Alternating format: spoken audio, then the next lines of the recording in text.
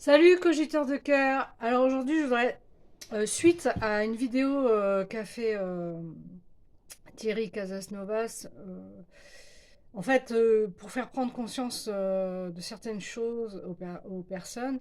D'ailleurs je vais alors après mettre le lien en dessous de la vidéo dont je parle.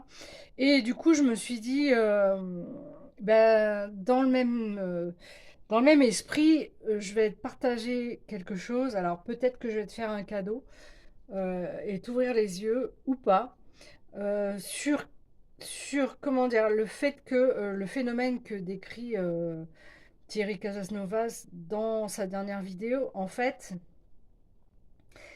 est bien plus important, on va dire, sur le fait que ce système tient les gens. Alors certains sauront déjà de quoi je parle. Bref, je voudrais juste te parler d'opportunités. Donc, on pourrait croire, par exemple, que ce Gouv est opportuniste. Mais je voudrais attirer l'attention vers toi par rapport au GJ et par rapport du coup à cette vidéo Régénère de Thierry. Si les gilets jaunes n'avaient pas été imposés dans la voiture, et imposés, je parle de façon, comment dire, si à l'époque, rappelle-toi, quand tu n'avais pas de gilet jaune, en plus il en fallait un par personne, dans ton véhicule, tu risquais donc une forte amende. Je regardais le temps, je ne sais pas ce qu'il me reste comme temps. Bref, tu risquais une forte amende. Et ça a duré des mois et des mois, sachant que ta sécurité, ils en ont absolument rien à faire, et que cette histoire de gilet jaune aurait pu être mise bien en place depuis bien longtemps. Là où je veux en venir, c'est que, tu vois, par exemple, quand tu te fais tromper, une fois que tu sais que tu as été cocu, par exemple, tu peux revenir dans le temps et te dire, ah ben effectivement, mon ou ma conjointe changeait de coiffure, mon ou ma conjointe s'absentait de plus en plus, ou je sais pas moi, mon ou ma conjointe était comment dire, de moins en moins euh, dans le couple, etc., etc., etc. C'est-à-dire que là, je vais faire appel à toi dans le sens où tu peux prendre du recul, par exemple, sur la situation dont je peux t'énumérer, et du coup, tu te dis, ah mais oui, mais il y avait des signes, ou en tout cas, il y avait quelque chose de logique qui aurait dû mettre la puce à l'oreille à la personne qui a été trompée, par exemple. Eh bien, dans cette histoire de Gilets jaunes, je pense que, en fait, l'état de dégradation actuel de la France, c'est-à-dire cette dégringolade générale,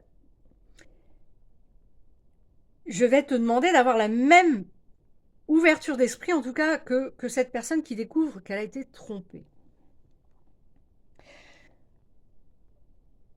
Si, donc, en France, alors j'essaie de te faire un tableau, je ne sais pas si tu vois, mais en fait, les gilets jaunes, pour moi, n'ont jamais été une opportunité. C'est-à-dire dans le sens où, si on ne les avait pas imposés dans les voitures, ça n'aurait pas été possible. Et tu vas me dire, oui, mais pourquoi est-ce qu'on aurait donc organisé cette révolution que tout le monde a cru venir de soi? C'est-à-dire qu'en fait, c'est toutes les personnes de bonne volonté, finalement, sont tous tombés, entre guillemets, dans un piège qui était tendu, mais pour quelque chose de futur. C'est-à-dire que, par exemple, actuellement, tout ce qui est financier, etc., tu vois bien que la plupart des gens ne se révoltent plus. Tout le monde est en train, entre guillemets, d'essayer de survivre avec ce qu'il a.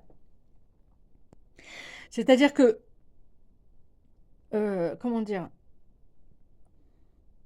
à l'époque des gilets jaunes, on va dire, là, par exemple, le montée des prix dans les magasins, etc., imagine, ça n'aurait pas été possible pour l'État de dégrader et de paupériser la population. Parce qu'en fait, c'est ça l'objectif. Donc, les gilets jaunes ont été mis en place pour qu'il y ait une répression forte, pour préparer quelque chose de pire après, c'est-à-dire ce qui se passe maintenant. Est-ce que tu me suis jusque-là? Je te demande pas d'adhérer, je te demande juste de réfléchir, d'accord? Donc, c'était mieux, ça a été mis en place de façon à ce qu'il y ait de la répression, de façon à dézinguer les gens.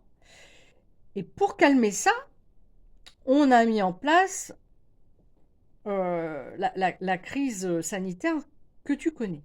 Et ça, c'est un autre sujet.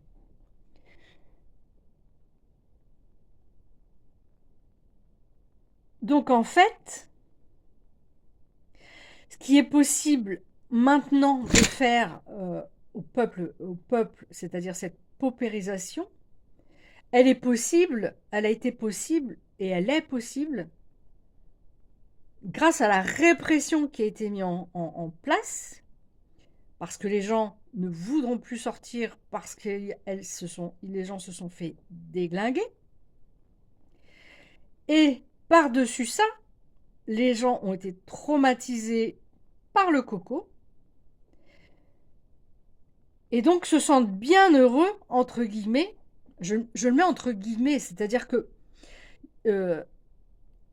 l'état de choc a été tellement immense pour certains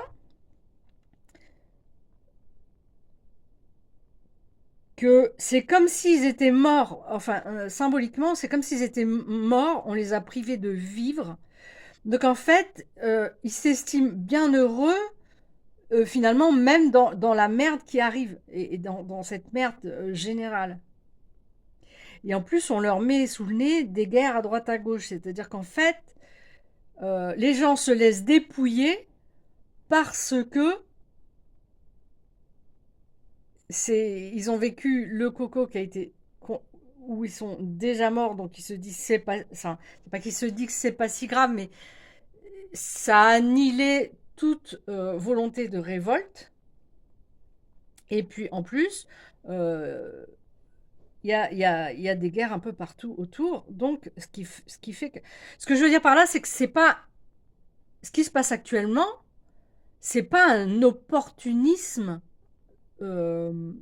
C'est pas un opportunisme par rapport à par rapport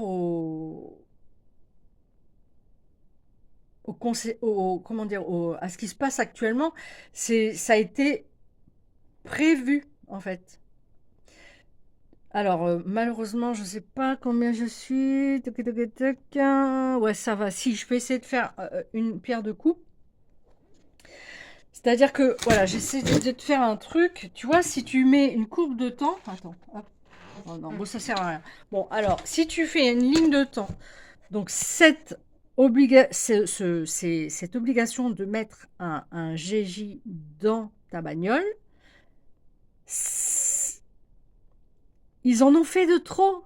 Ils en ont fait tellement que finalement, les gens pensent vraiment que c'est un mouvement qui est venu comme ça. Mais s'ils n'avaient pas obligé ce fameux gilet dans chaque bagnole, ça n'aurait pas été possible. C'est ça que je suis en train de te dire. C'est comme s'ils avaient distribué des t-shirts pour faire un match de foot. C'est un signe de reconnaissance qu'ils ont mis en place. Si ça avait été, je sais pas moi, un t-shirt mauve, ça n'aurait pas été possible. Parce qu'un t-shirt mauve, alors tu vas me dire, bon, alors on va dire mauve fluo. Si ça avait été un t-shirt mauve ou comment dire, tout le monde n'aurait pas eu un t-shirt mauve pour jouer à ce jeu qui a été mis en place. Jeu dans le sens de mise en scène. Opportunisme. Non, c'est pas de l'opportunisme. C'est pas quelqu'un qui s'est dit tiens, on va prendre un gilet jaune et non, c'est pas comme ça que ça marche. Et pire que ça, est-ce que tu crois sincèrement que la cérémonie de réouverture qu'on a eue là, est-ce que tu crois sincèrement que c'est de l'opportunisme?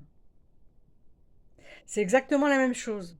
C'est-à-dire qu'avec le recul, comme la personne qui s'est fait tromper dont je t'ai parlé au début, avec le recul,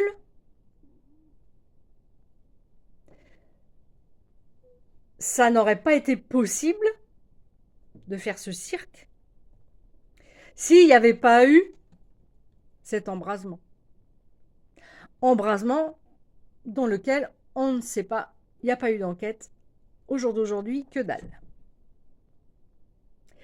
Ce que j'essaye de faire comprendre à certains, alors ils vont dire oui, complotisme, machin, délire, ok, si tu veux rester à cette pensée vis-à-vis de moi, par exemple, ça me pose aucun problème. Moi, la seule chose que je veux dire, c'est que si tu prends du temps, parce que c'est ça le problème, c'est que les gens ne prennent pas le temps de regarder derrière. C'est-à-dire que c'est pas de l'opportunisme. Cette cérémonie n'est pas opportuniste. Comme ils ont coincé les gens à écouter cette musique infâme, on aurait dit un mélange de Fantomas et de avec les orgues là, un mélange de Fantomas et de d'Adam's Family, je sais pas quoi. Euh, Tu fais pas ça. Et en plus, maintenant, ça va être payant. Bon, je pense pas qu'ils ont fait ça pour les thunes, mais plus pour le symbole, à mon avis. Mais ça va rapporter aussi. Et puis, un truc qui a été détruit, ça va encore faire plus venir les curieux. Est-ce que c'était bien fait? Est-ce que c'est beau? Là, là, là, ça fait de la pub, quoi. Voilà.